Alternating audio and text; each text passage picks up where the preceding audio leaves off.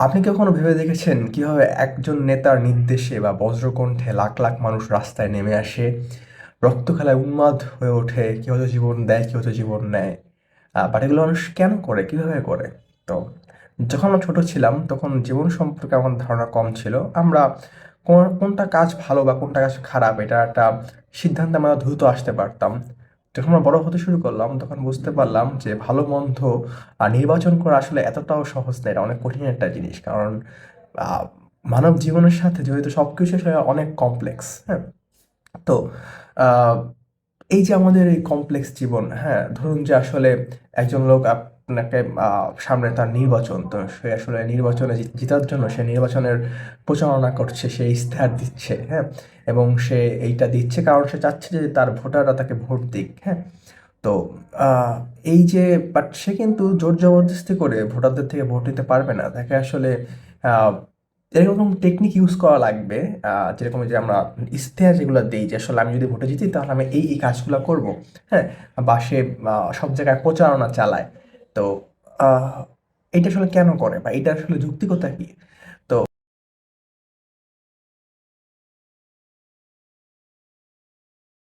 যেহেতু আপনি ভোট নিতে পারবেন না কারো কাছ থেকে ফোর্স করে, সো আপনাকে অন্যটা জ্ঞানকে কাজে লাগাতে হবে। এই যে ফোর্সলেস যেই ম্যানিপুলেশন, অর্থাৎ আসলে কাউকে জোর জবরদস্তি না করে তাকে প্রভাবিত করার যে ক্ষমতা, এটাকেই বলা হলো পারসুয়েশন।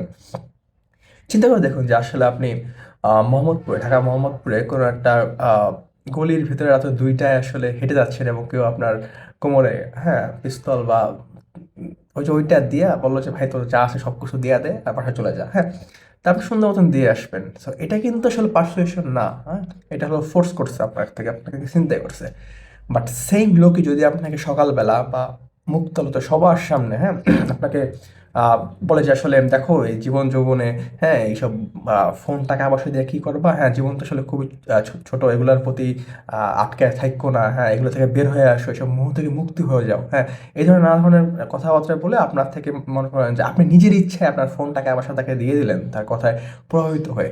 সো এই জিনিসটা আসলে হলো পারসুয়েশন। হ্যাঁ, এবং এই পারসুয়েশনকে কাজে লাগিয়ে আমাদের যত প্রকার মার্কেটিং, হ্যাঁ, এভরিথিং আসলে চলে। এবং আমাদের ইভেন আমাদের লাইফস্টাইল, হ্যাঁ, আমরা অন্যকে দেখে প্রভাবিত হই যে আসলে এভাবে করে যার জীবন পাথ করেছে, তো আমিও সেভাবে করব। তো এই যেই পারসুয়েশন যে জ্ঞান, এই জ্ঞানকে কাজে লাগিয়ে মানুষজন ভালো কাজ করতে পারে এবং খারাপ কাজেও আহ, আহ, প্রলুব্ধ হয়। তো think and grow rich, sorry, বইটার নাম হলো থিঙ্কিং ফাস্ট অ্যান্ড স্লো। এটা হলো ড্যানিয়েল ক্যানেমানের লেখা বই। তো ওনার এই বইতে উনি বলেছে যে যখন মানুষের কোনো একটা দ্রুত চিন্তা করতে হয়, সেক্ষেত্রে সে তার ব্রেনের যে হিউরিস্টিক সিস্টেম এটাকে কাজে লাগায়। তো আমাদের ব্রেন দুইভাবে কাজ করে, একটা হলো রিমেম্বারিং সেলফ এবং আরেকটা হলো এক্সপিরিয়েন্সিং সেলফ। অর্থাৎ হলো রিমেম্বারিং সেলফ আসলে আমাদের ব্রেন আমাদের প্রিভিয়াস যে কাহিনীগুলো থাকে ওগুলোকে অ্যানালাইসিস করে এবং করে আসলে আহ, আহ, ওইটার ভিত্তিতে আসলে আমাদেরকে একটা সিদ্ধান্ত দেয় যে যে আসলে তুমি এটা করো। আর এক্সপিরিয়েন্সিং সেলফে আসলে ওই যে রিএনফোর্সমেন্ট টাইপের, যে আসলে আমি বর্তমানে এটাকে এক্সপিরিয়েন্স করছি এবং এটার ভিত্তিতে আসলে আমি একটা সিদ্ধান্ত নেব। তো যেহেতু যে আমাদের ব্রেন চিন্তা করতে বেশি পছন্দ করে না, সেক্ষেত্রে সে খুব তাড়াতাড়ি করে একটা সিদ্ধান্ত আসতে চায় এবং সে এই হিউরিস্টিককে কাজে লাগায়। তো ওই হিউরিস্টিক কাজে লাগানোর কারণে এই পারসুয়েশন, মানে লোকজন আমাদের উপরে আসলে এই ফোর্স, হ্যাঁ, মানে আসলে আমাদেরকে ফোর্সলেস যেই আহ, প্রভাব বা যে পারসুয়েশন করার যেই ক্ষমতা, এটা আসলে কাজে লাগাতে পারে। তো এই কারণে ড্যানিয়েল ক্যানেমান বলেছে যে আসলে আপনারা চেষ্টা করবেন যে এই হিউরিস্টিক সিস্টেম থেকে বাদ দিয়ে এক্সপিরিয়েন্সিভ এক্সপিরিয়েন্সিং সেলফের নিজের ব্রেনকে কাজে লাগানো। তো যাই হোক না কেন, আজকে আমি যে বইটা নিয়ে কথা বলবো এটা হলো ব্লেয়ার ওয়ারেনের, হ্যাঁ, the one sentence persuasion course, এই বইটা নিয়ে মূলত। তো বইয়ের শুরুর আগেই 4 মিনিট কথা বলে ফেলেছি। তো এই বইতে উনি মূলত 5টা পয়েন্টের উপর আমাদের পারসুয়েশন যে জিনিসগুলো এটাকে উনি ব্যাখ্যা করেছে যে আসলে আমরা কিভাবে প্রভাবিত হই বা আমরা কিভাবে প্রভাবিত করতে পারি এই পারসুয়েশন টেকনিকটাকে। হ্যাঁ, তো উনি এখানে প্রথমে যেটা বলেছেন এটা হলো যারা আমাদের স্বপ্নে উৎসাহ দেয়। হ্যাঁ, আহ, মনে করুন যে আমার ছবি আঁকার কোনো দক্ষতা নেই, হ্যাঁ, বাট আমি মনে করেন যে সোশ্যাল মিডিয়া বা আমার আশেপাশের লোকজনদের থেকে দেখে আমি ছবি আঁকতে উৎসাহিত হলাম। তো যেহেতু আমার ছবি আঁকার কোনো প্রতিভা নেই, হ্যাঁ, সেক্ষেত্রে আমি ভালো ছবি আঁকতে পারতেছি না। বাট হলো যে যেহেতু আমি আশেপাশের লোকজন থেকে প্রভাবিত, so আমি চেষ্টা করতেছি, বাট আমার মধ্যে আসলে প্রতিভাটা নেই। বাট এরকম কেউ যদি সেই মুহূর্তে এসে আমাকে বলে যে না দেখো তোমার মধ্যে এই প্রতিভা আছে, হ্যাঁ তোমাকে আসলে তোমাদের আসলে সম্ভব, তো আপনি কি হলেন, আপনি তার কথা শুনে আসলে আপনি উৎসাহিত হলেন, হ্যাঁ, আবার দেখা গেল যে আলটিমেট রেসে আসলে আপনি হেরে গেলেন, হ্যাঁ। তো নিজের মধ্যে কি প্রতিভা আছে এটা জানাটা জরুরি। আর যাদের মধ্যে প্রতিভা আছে, হ্যাঁ, আমি কাউকে ডিমোটিভেট করতেছি না, বাট যার মধ্যে প্রতিভা আছে সে আসলে শত বাধা বা বিপত্তি আসলেও সে আসলে কাজটা চালিয়ে যাবে, হ্যাঁ।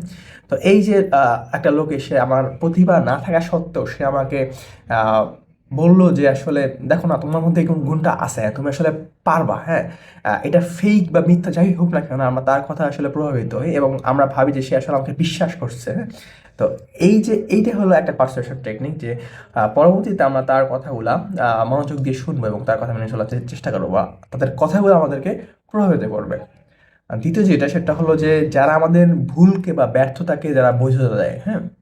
মানুষ আহ, ভুল করলে সে যে নিজে দায়ী এটা সে দাবি করতে সে পছন্দ করে না। সে ভাবে যে আসলে সে মতো পরিস্থিতির শিকার এবং আশেপাশের কারণে তার আসলে এই জিনিসগুলো ঘটেছে, হ্যাঁ।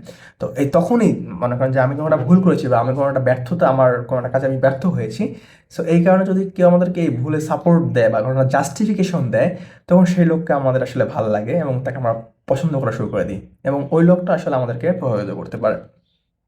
৩ নম্বরে হলো যে যারা আমাদেরকে ভয় কমায়, হ্যাঁ? অর্থাৎ হলো যে ভয় আমাদের আদিম সত্তা এবং ধরুন আপনি এক রাত্রে অন্ধকার রাতে বাসায় ফিরছেন এবং আপনার প্রচণ্ড ভয় লাগছে। সো এই মুহূর্তে যদি কেউ আসলে আপনাকে সাহায্য করে, আলো নিয়ে এসে আপনাকে বাসায় পৌঁছে দেয়, তাহলে অবশ্যই আপনি পরবর্তীতে তার দ্বারা প্রভাবিত হওয়ার একটা চান্স থেকে যায়। সো শুধুমাত্র এই ভয় না, লাইফ বা জীবন নিয়ে যত প্রকার ভয় থাকে, অর্থনৈতিক ভয়, দারিদ্রতার ভয়, এই সব ভয় যারা আসলে আমাদেরকে সাহায্য করে তাদের প্রতি আমরা আসলে প্রভাবিত হই।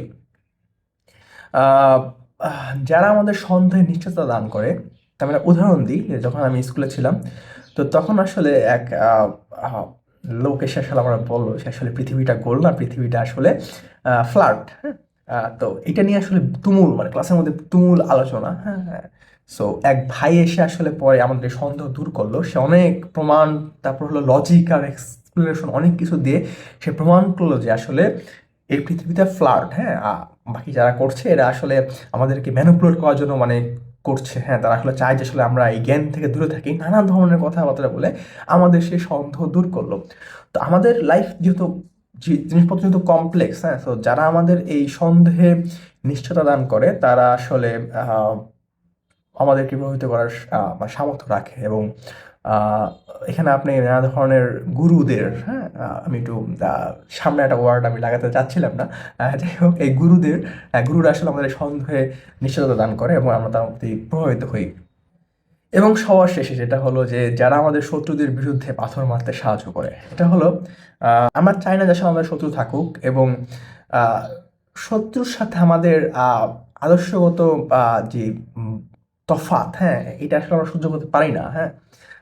তো আপনি চান আপনার শত্রু কমাতে এবং কেউ যদি এই কাজে আপনাকে সাহায্য করে, তো সেক্ষেত্রে তো অবশ্যই সে আপনার বন্ধু সমূহ হয়ে যায় এবং আপনি তার প্রতি প্রভাবিত হবেন।